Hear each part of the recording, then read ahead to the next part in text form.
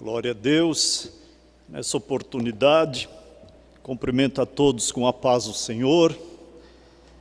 A cada dia, meus irmãos, agradecemos a Deus pela oportunidade de estarmos vivos e vivemos para amar o Senhor nosso Deus, para amar os nossos irmãos e que o nosso coração seja todos os dias morada do Espírito Santo.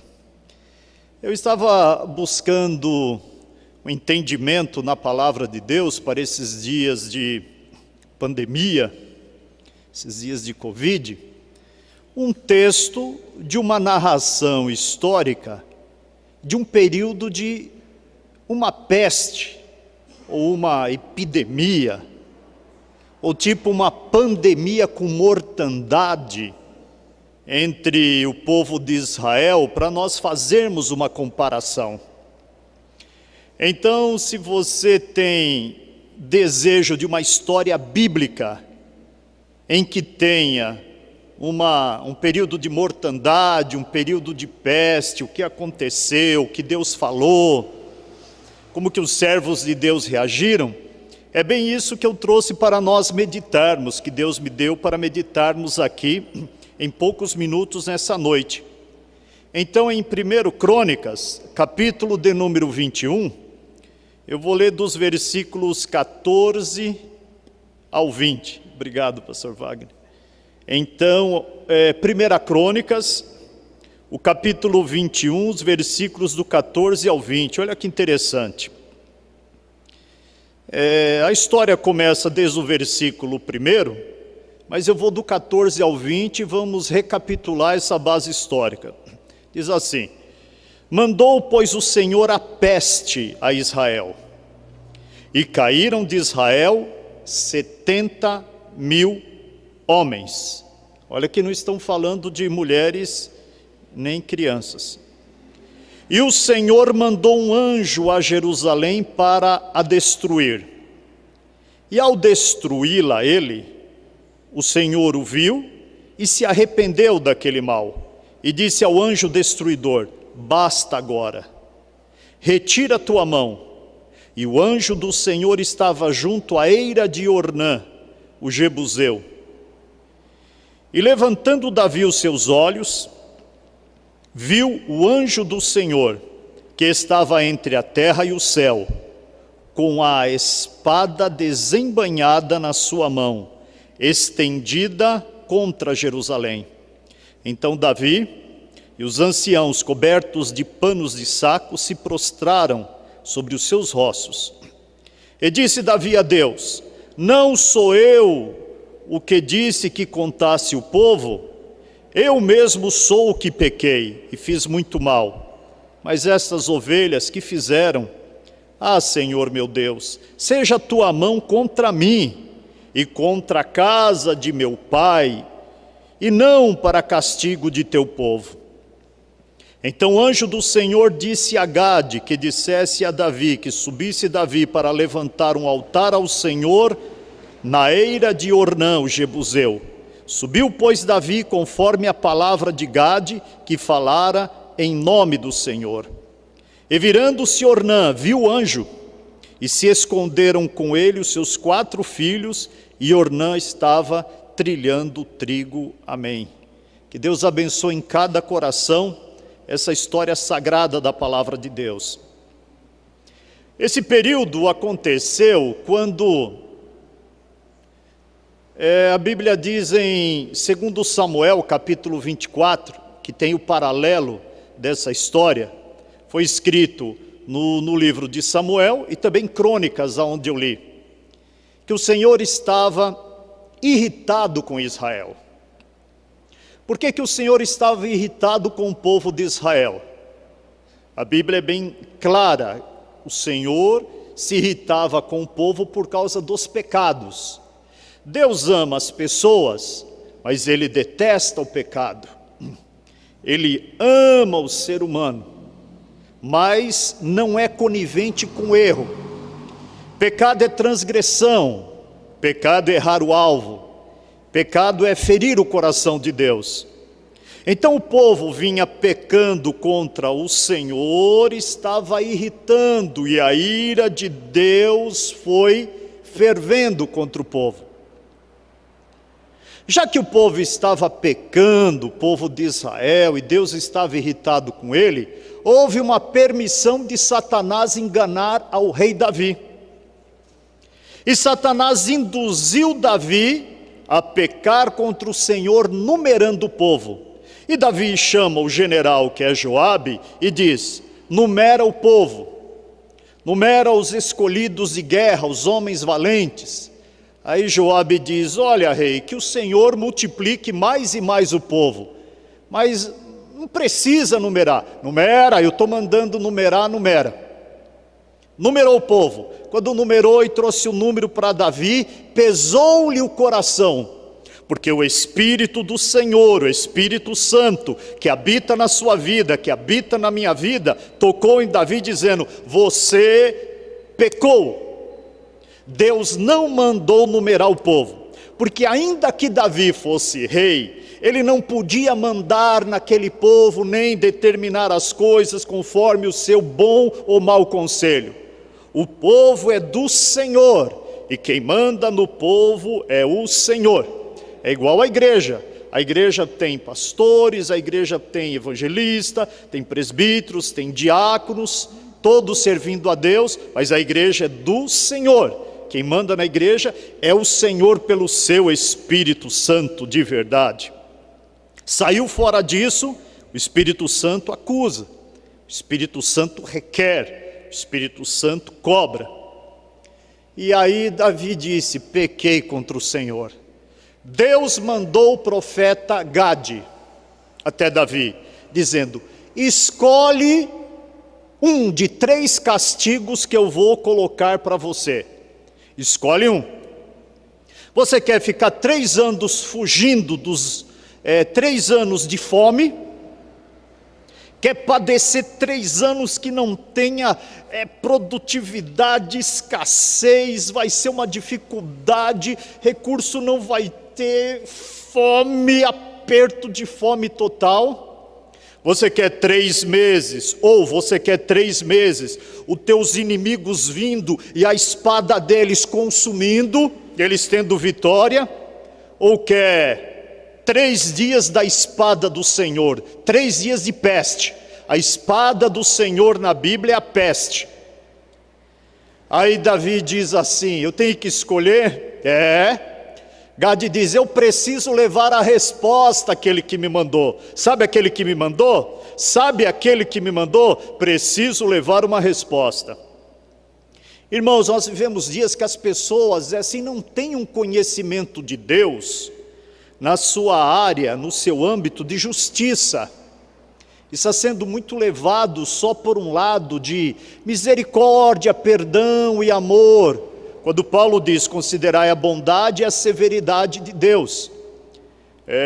Nós evangélicos, que somos de uma linhagem protestante, nós nunca concordamos, aqueles que saíram da igreja católica como eu, com aqueles ensinamentos, ainda que hoje em dia tem padres doutrinadores, mas os ensinamentos de lá era sempre perdão, amor, tudo vai dar certo, Deus vai abençoar, nunca justiça, nunca justiça. E nós estamos com uma geração de evangélicos também, que não conhece a justiça desse Deus. Eles dizem: não, a justiça de Deus é só no Antigo Testamento, no Novo não tem. Tem sim. Olha para Ananias e Safira, olha para as exortações do Senhor no livro do Apocalipse, olha para os juízos de Deus que virão sobre a terra, olha a exortação e a admoestação dos apóstolos, a pregação dos discípulos do Senhor também na história da igreja. Deus é um Deus de juízo e justiça, Deus não muda. O pecado, ele traz uma consequência. Por isso que Deus mandou o profeta chegar para Davi e disse: por causa do teu pecado, tem 3 castigos, escolhe um. Hoje em dia as pessoas: não, mas está escrito, Filhinhos, escreva essas coisas para que não pequeis. Se alguém pecar, temos um advogado, sim. Através de Jesus, nossos pecados são perdoados. Mas depende da gravidade do pecado, a consequência vem. O desdobramento vem. É igual o Senhor diz no Apocalipse: se não se arrepender, vou tirar de ti o castiçal. Vou tirar o meu castiçal. Irmãos, o Senhor é um Deus santo, o Senhor é um Deus puro. Tratar com Deus é tratar com as labaredas de fogo. Muitas pessoas não conhecem o Senhor, não conhecem o Senhor. Aí o que Davi diz? Davi dá uma resposta assim: caia eu na mão do Senhor, porque o Senhor tem misericórdia, mas não caia eu na mão dos homens. Davi estava querendo dizer: eu não quero cair na mão de exércitos inimigos para vir com a espada contra mim, me consumindo. Caia eu na mão do Senhor. Ainda que tenha castigo, do Senhor também há misericórdia. Davi foi sábio. Sabe por quê? Porque no mundo não tem misericórdia. O inimigo que nos persegue para pecarmos contra Deus não tem misericórdia nenhuma. As lutas, quando vêm com toda a força para nos destruir. Mas quando é Deus que está nos provando, ainda que estamos na prova, o Senhor tem misericórdia para estender para nós no meio da prova. Louvado seja o nome do Senhor Jesus para sempre. E aí, o que aconteceu? O anjo do Senhor desembanhou a espada em direção a Jerusalém, e veio uma peste, por causa do pecado de Davi, e por causa que Deus estava irritado com os pecados do povo de Israel. Somente homens, 70 mil morreram com aquela peste. Somente homens, a Bíblia diz, fora mulheres e fora crianças. Então a gente olha para a pandemia hoje e começa a se lembrar desse texto. Davi chega para Deus e diz: Senhor, não fui eu que pequei, castiga eu, a casa do meu pai, a minha família, não essas ovelhas. Irmãos, o tratar de Deus não é conforme a nossa matemática, de 2 mais 2 é 4, de 3 mais 2 são 5, não é assim. A matemática de Deus não leva essa lógica. Deus tem duas maneiras de medir. Ele mede para tratar com a pessoa individual, mas Ele trata também por coletivo. E não adianta falar para Deus não tratar por coletivo, que Ele trata por coletivo. Como coletivo? Não foi Acã que pecou contra Deus na época de Josué? Foi Acã que pegou a capa babilônica? Foi Acã que estava interessado no ouro? Foi Acã que traiu, que não era para pegar nada? Todo o povo perdeu a batalha por causa de Acã. Deus trata pelo coletivo. Se no coletivo de um grupo que está servindo a Deus, alguns começam a desobedecer ao Senhor, retém a bênção de todo aquele grupo que vai receber. Se Ananias e Safira não fossem mortos pelo poder do Espírito Santo e continuassem na igreja, toda aquela igreja iria se esfriar, iria apagar por causa da infidelidade de Ananias e Safira.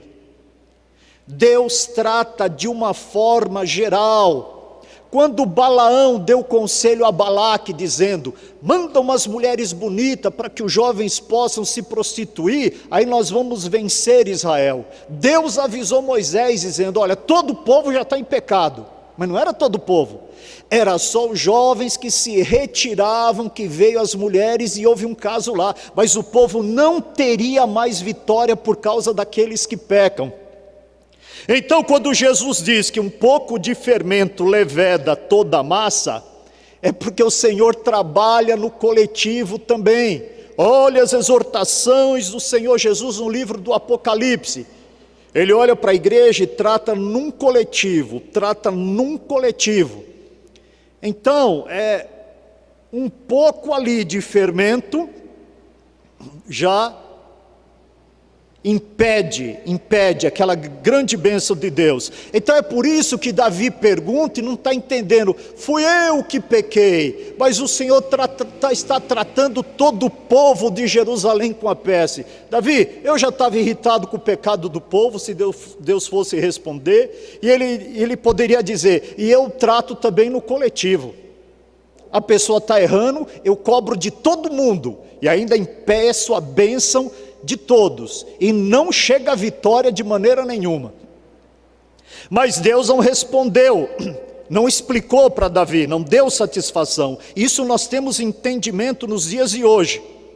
Mas a Bíblia diz que o Senhor, quando viu a mortandade que chegou naquele ponto, de 70.000, fora mulheres e crianças, mandou o profeta Gade dizer para Davi, vai lá na eira de Ornã, o Jebuseu.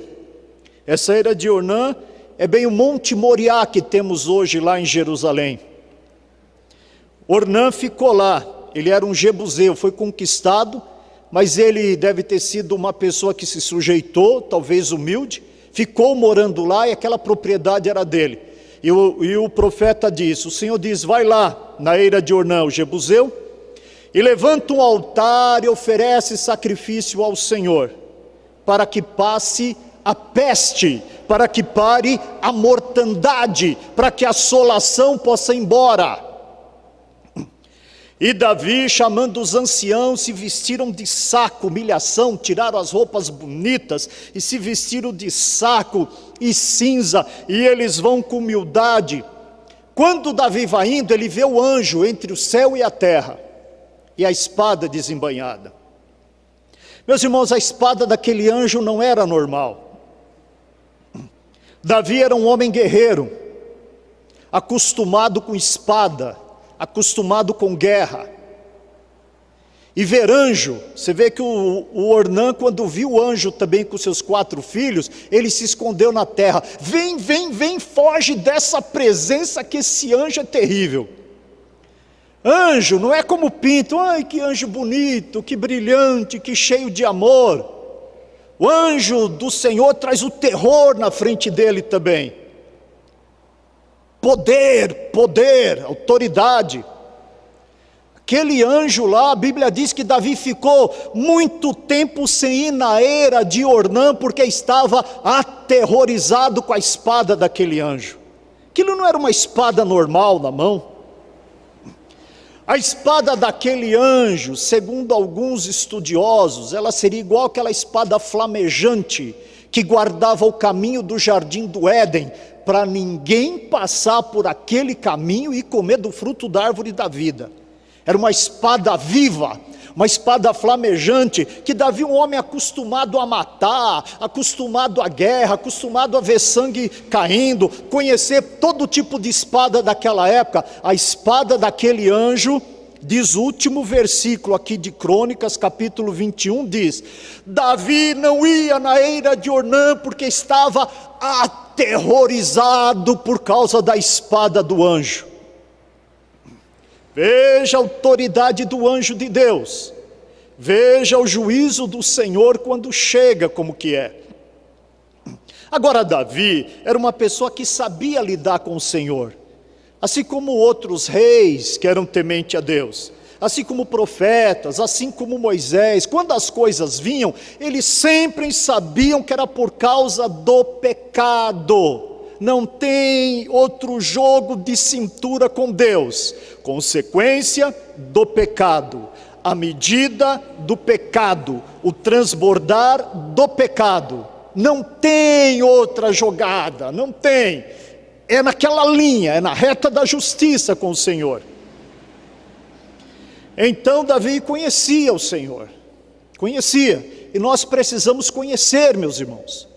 A gente vê uma pandemia dessa, tem que pensar, o povo tem pecado contra Deus, precisam se arrepender e deixar as suas abominações. Só para você ter uma ideia, tem um índice de pornografia, que o Brasil está num ranking dos grandes consumistas de pornografia. Se uma pessoa vive na pornografia, ela está vivendo numa vida carnal, numa vida de concupiscência, de lascívia, de cobiça. Se a pessoa não vencer isso, está derrotada, está acumulando pecado na sua vida e separada de Deus.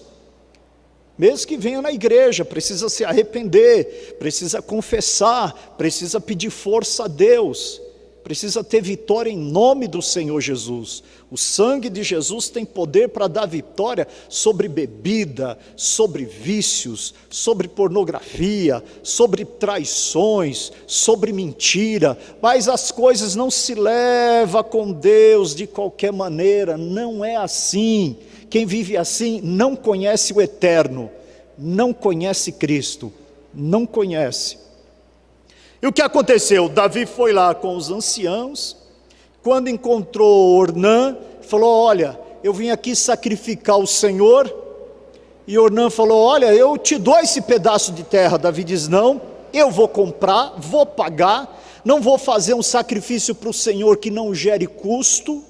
E Davi comprou de Ornã e fez um altar e ofereceu sacrifício ao Senhor, e a peste parou, e a praga parou, e a mortandade parou. A Bíblia diz que o anjo que estava com a espada desembainhada, a mandato de Deus, pôs a espada na bainha de volta.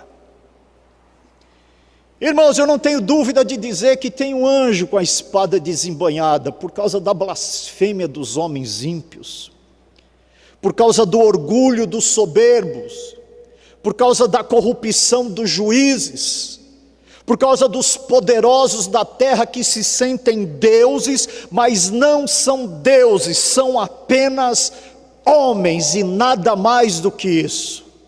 Aí juízo de Deus vem sobre a face da terra. Que a gente possa tomar o caminho da humildade de Davi, do pedido de perdão, da humilhação.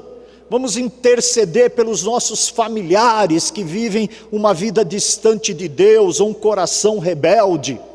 Vamos interceder pelo prédio onde moramos, pelos moradores do prédio, pelos moradores das casas ao lado, por aqueles que estão enganados por espíritos malignos, que estão fazendo trabalho de feitiçaria, quando Deus diz para não se consultar os mortos, por aqueles que estão se enveredando pelo sodomismo, e querendo levantar isso como uma bandeira que todos devem admirar, sendo que isso é um dos pecados graves, tido como abominação diante de Deus.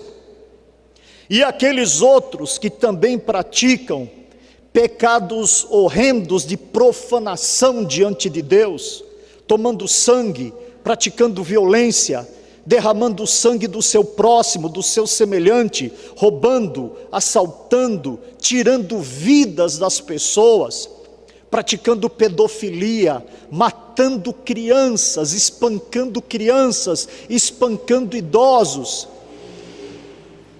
As pessoas se agravam nos seus pecados diante do Senhor. Mas a Bíblia diz que quando a justiça de Deus desce, os céus cantam louvores à majestade de Deus, dizendo: justo és tu, ó santo dominador. A Bíblia diz que num dos juízos de Deus, no Apocalipse, as águas da terra vão se transformar em sangue. E quando as águas da terra estiverem vermelhas, pessoas querendo água, tipo uma água saudável, uma água mineral, uma água boa para tirar a sua sede, a maioria da água vai estar em sangue. As pessoas vão ficar indignadas e os céus vai cantar e vai dizer: justo és tu, santo dominador. Porque lá na terra os homens derramaram o sangue dos teus servos, dos santos profetas, fizeram tanto mal, e tu está dando sangue para eles beberem em vez de água, porque justos são os teus juízos, Senhor. Os juízos de Deus são justos, meus irmãos. Nenhuma punição vem de Deus para dizer: não, Deus está sendo muito rude, não, Deus não está sendo correto, não, o povo não merece isso. Irmãos, ninguém pode falar isso. Justo e perfeito é o Senhor nosso Deus em todos os seus caminhos. santo e verdadeiro é o Senhor. Quero fazer uma oração convosco agora. Nós os compadecemos com as vítimas desse Covid. Nós estamos recebendo, como todos têm recebido também, muito WhatsApp de famílias que estão perdendo pessoas amadas, pessoas maravilhosas, pessoas queridas, que estão falecendo, indo para a eternidade. Irmãos, é muito triste. Pastores, cantores, missionários, pessoas novas falecendo por causa disso. Vamos nos compadecer e vamos orar para que o Senhor console corações que estão tristes. Tem pessoas da família que quando se perde, eu faço uma comparação, é como estar caindo num poço sem fundo. Vai caindo, nunca chega o fundo. É assim que algumas pessoas se sentem quando perde alguém tão próximo da família. E vamos orar para que o Senhor venha perdoar essa nação, perdoar as nações da terra, e que possa vir a ordem: anjo, põe a espada na bainha, que possa cessar a peste. Então vamos orar. Querido Deus, nós te glorificamos pela tua verdade, nós te glorificamos pelos teus justos juízos. Perfeito é tu em todos os teus caminhos. Perdoa os nossos pecados, perdoa as nossas faltas, perdoa, Senhor, as nossas transgressões, as nossas iniquidades, perdoa a dureza do nosso coração, perdoa a nossa falta de temor, perdoa a nossa frieza espiritual, perdoa a nossa falta de amor, falta de perdão. Pedimos, Senhor, que o povo possa se arrepender dos seus pecados e o seu perdão. Mandar o anjo colocar a espada na bainha para que vá embora esta pandemia. Suplicamos pelos corações aflitos, partidos, Senhor, os corações que estão chorando, servos teus, servas tuas que perderam o ente familiar, ente querido. Senhor, tem misericórdia, vem consolar pelo poder do teu Espírito Santo, em nome do Senhor Jesus. Tem misericórdia da tua igreja e do teu povo, nos dá livramento de todo mal, nos cobrindo pelo sangue de Cristo Jesus. Te clamamos e te agradecemos agora e sempre. Amém. Queridos e amados, Deus vos abençoe multiplicadamente em nome de Jesus, que possamos estar cobertos com esse sangue de Cristo e guardado debaixo das asas do Deus onipotente. Amém.